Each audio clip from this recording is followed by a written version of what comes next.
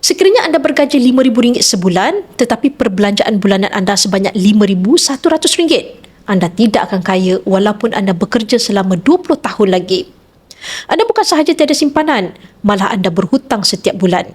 Anda seolah-olah berlari dalam roda yang jalannya tiada penghujung. Jadi ada dua perkara yang anda boleh usahakan. Yang pertama, perbaiki cash flow dengan mengkaji lebih mendalam perbelanjaan bulanan. Dan yang kedua, tambah pendapatan dengan membuat kerja sampingan.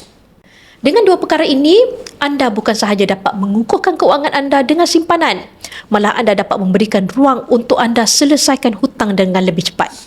Simpanan dalam bentuk emas adalah bentuk simpanan yang sangat sesuai buat yang masih belum memiliki simpanan.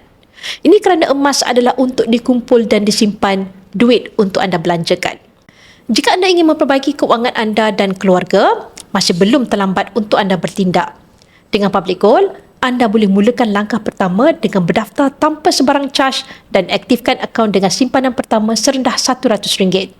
Untuk bermula, anda boleh rujuk pin video saya untuk 5 langkah daftar akaun Public Gold dan saya akan bimbing anda dalam cara dan langkah-langkah simpanan emas yang terbaik untuk anda.